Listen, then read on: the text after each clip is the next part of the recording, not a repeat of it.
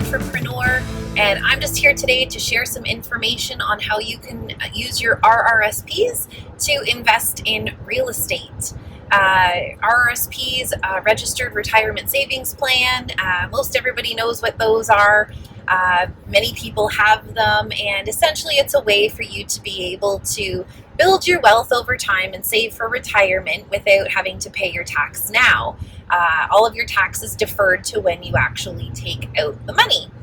And typical ways that you can invest, you can buy GICs in your RRSP, although I don't know if you've looked at GIC rates lately, they're pretty abysmal.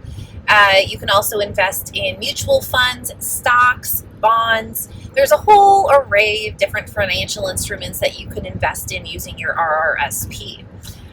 The thing that I think is really cool about RRSP investing is that you can actually invest in real estate through secondary mortgages. Actually, you can even do primary mortgages. So you can lend your RRSPs on property. And this is something that's beneficial for investors like myself because we often use RRSP lending to pull out equity on our properties so that we can use those funds to go and do improvements, repairs, or buy a new property. So how does it work? RRSPs, they are governed a little bit differently, and so there are restrictions in how you can lend with them.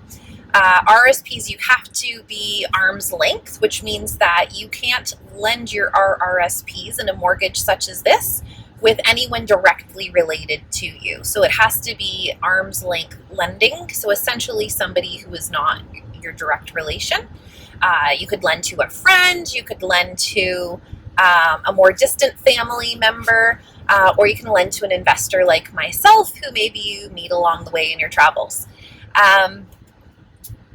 With RRSP mortgages, what happens is you look at the property and you do have to have either the property has to be fairly new and you have a purchase and sale agreement that's less than a year old, or you have had an appraisal within the last year. If not, then you need to get one because you need to have a fairly good idea of what the value of the property is in order to be able to put the RRSP mortgage on it. With RRSP mortgage, you are able to lend up to 100% loan to value, and we have had investors lend us up to 100% loan to value, but that is something that definitely you would want to discuss as far as your goals and risk tolerance go. Many mortgages end up being less than 100% loan to value. And essentially all of the interest that you earn, so it's an interest paid investment strategy where, and I'm going to just use an amount of $100,000. So say I have a property and it's worth $500,000 and I have a $300,000 mortgage on it.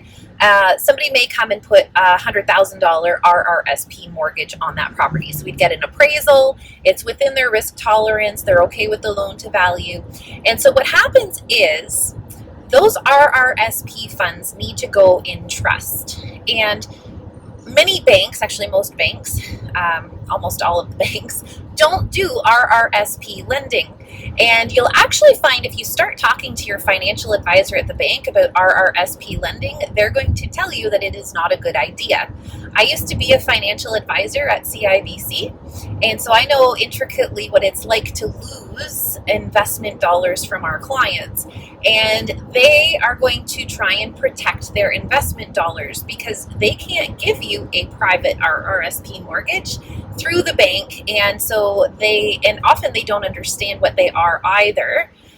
So they're going to try and retain those funds for the bank. So I do caution you to listen to the advice being given if they tell you it's not a good idea, and really do your research. And if it is a good idea for you, then do what's best for you.